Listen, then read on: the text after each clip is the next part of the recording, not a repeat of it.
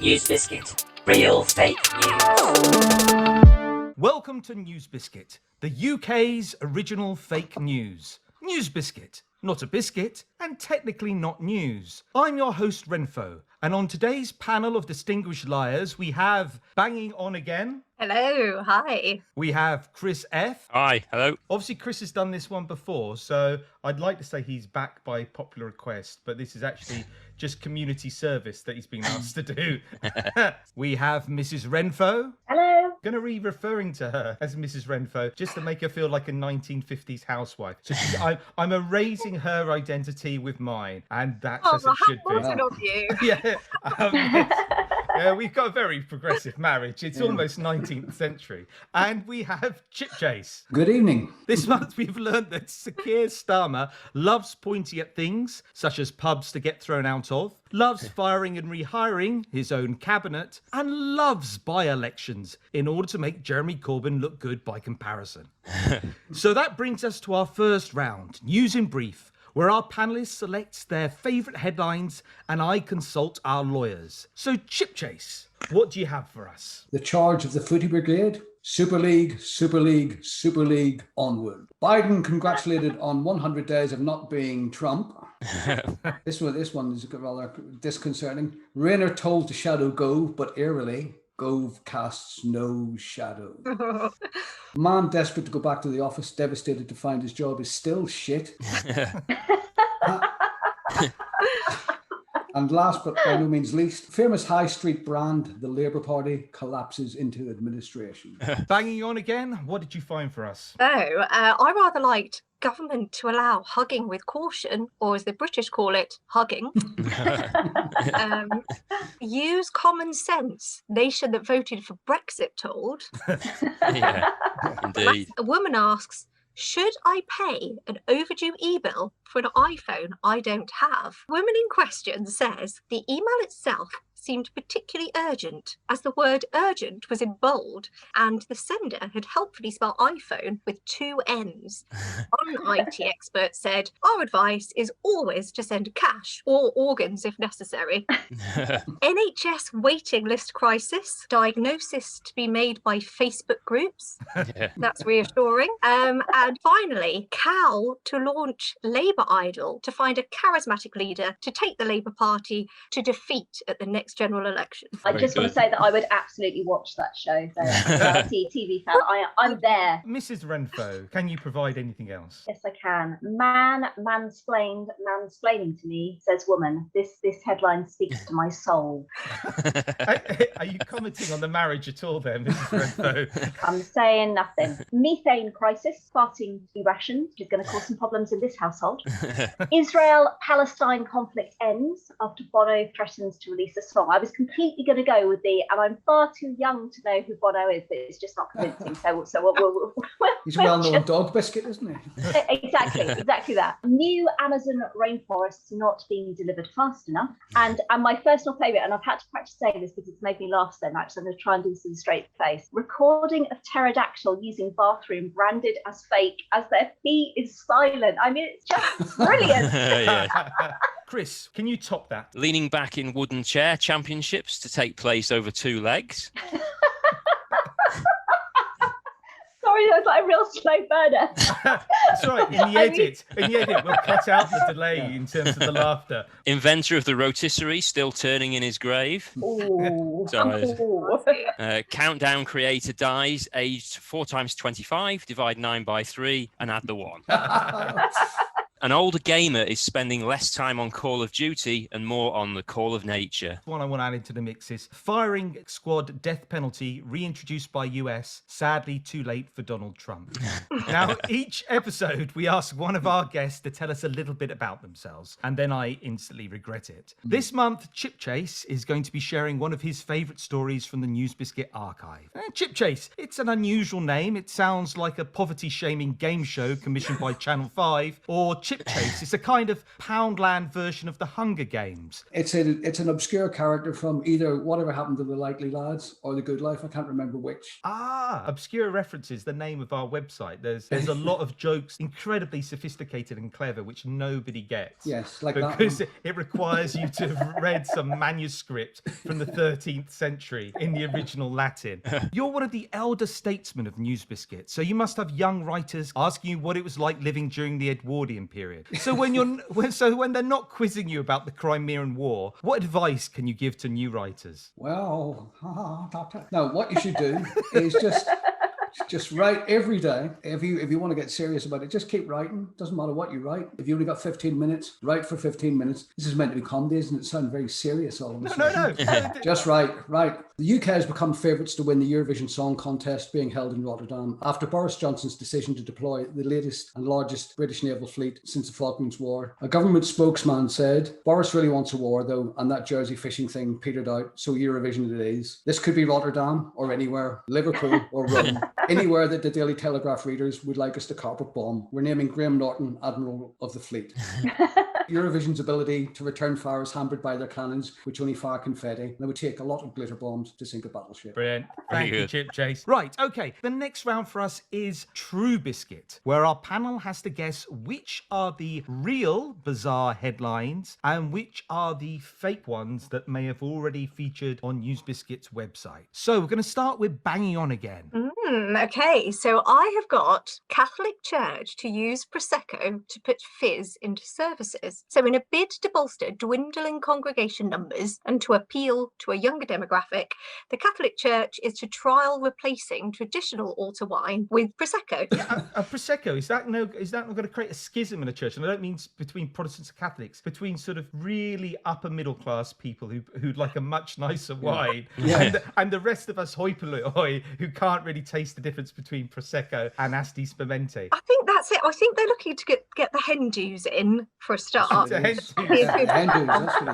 Nuns on a hen do. Bit of trance music on, and, hymns out, trancing. Wafer's going to be replaced with sort of a nice selection of hors d'oeuvres from some biscotti or something. Biscotti, Oh, canapé.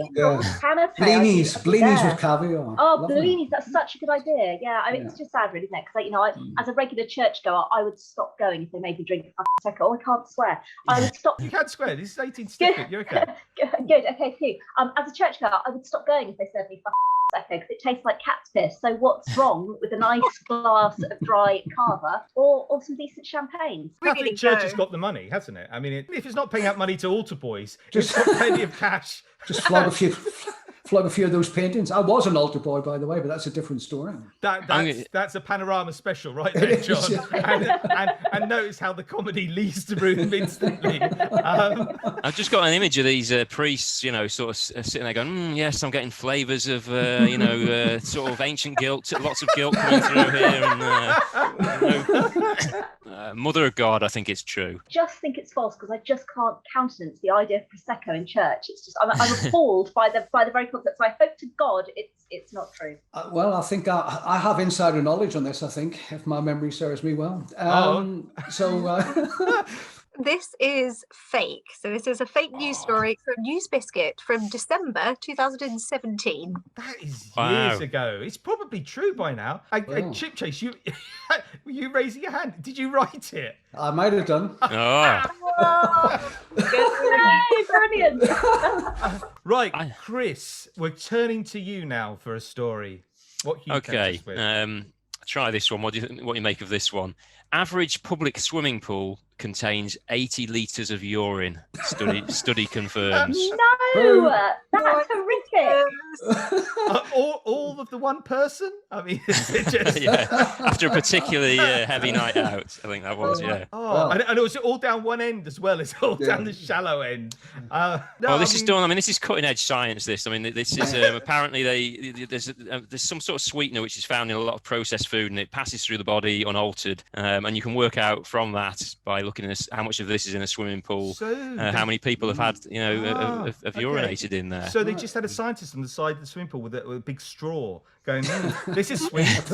No, this is sour and sweet. I mean, this is enough. This is enough urine to fill a medium-sized dustbin, apparently. And at my local swimming pool when I was a kid, there was a man who actually regularly performed that trick, urinating into a medium-sized From dustbin. the high diving board, was that? Did it go purple? Because wasn't there that thing? I mean, like, maybe it was an urban myth, but I was always told, I say I, like it was just me. As a child, one was always told not to pee in the pool because it would go purple. So surely, hang on, I'm now suspicious because like you don't see purple pools, and surely if there was like that much urine in it, surely all the pools would be purple. Or was this a lie that my parents are telling me? I don't know who to believe anymore. But Purple Wing, wasn't that a Prince song?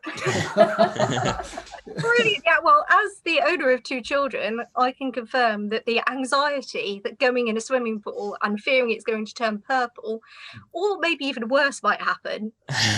Oh, well, there's a klaxon for a number 2, is there? No, Code Brown. Code Brown, that's it. It's a bit reminiscent of the famous kind of, I can't remember what the percentage was of the number, but the sort of complimentary nuts and crisps on the bar contains 18 different types of feces and other stuff. I blame men. It's all men. That is definitely not on any women's heads. That is men all day. And it's the same guy. He's just spraying everywhere. He's like a little a Catherine wheel, but with urine. There's an image. I think it might be true. It's absolute bullshit. And if it's not, I'm never going in a swimming pool ever again. I just want to state that here and now. Or you're going to keep your mouth closed at least when you're swimming, at the very least. I'm leaning towards true. Yeah, because it was you all along. Right, Chris. Yuck. I don't want to know, but what is it? I'm afraid it's true. It is absolutely true. No, shut up! No, this is literally traumatic. This was in the. awful. This was in the Guardian. It was in the Guardian, and to make it even worse, the closing line on it is apparently there was 3 times that level of urine in hot tubs and jacuzzis. That can't even be children. It's all tubs and Their bladders are small, right? This is grown adults having a piss in the swimming pool. What's wrong with people? No wonder we voted for fucking Brexit. Yes, that's probably why we voted for Brexit. Okay, thank you, Chris, for horrifying all of us there. Mrs. Wrenfoe, what do you have for us? So, paleontology conference uses profanity filter that blocks the word bone. Blocks the word bone? So effectively, obviously, like many others, paleontology conferences also had to go online as we found our way through the pandemic. And so not wanting inappropriate comments to be written they could kind of submit questions from people listening in and things. They put a profanity filter on it, but I think they hadn't thought this through properly because it blocked words such as bone, such as pubic, and such as stream. And as one of the paleontologists pointed out, in our line of work, we quite regularly find pubic bones in streams. It sounds like it was actually written, or actually the rule was brought in by some kind of prudish, ultra mad priest or something like that. Yes. I mean, maybe it links back to Prosecco in church, right? I mean, who blocks the word bone? Well, Chipchase is suggesting prudes. Maybe there's a sort of a crossover between kind of the ultra fanatical Christians in America who don't believe in dinosaurs in the first place and obviously disapprove of swearing. And this is like you're killing 2 pterodactyls with 1 stone, aren't you? Really? With their silent P, which we've all learned. Oh my God! It's the pterodactyls peeing in pools. This is where the issue is. Oh, it all makes sense now. Can you imagine Jurassic Park though? If it was just a series of beeps all the way through as Sam Neill points to, it's a bloody beep, beep, beep. It might have been better. It might have been better. I think in this sort of world that we live in today, that's quite possibly true as well. I'm going with that. True. I'm just imagining these, sort of conference presentations, it has to be true. I mean, what, you think archaeologists come online and Zoom go, I've got this enormous boner. And everyone's like, oh, no, you can't possibly say that. But it's a real thing. All right, banging on again. What about you? I can believe this is true because technology is a massive pain in the arse to the point where I'm starting to worry I'm an actual robot because I can never pass those sodding, are you a robot?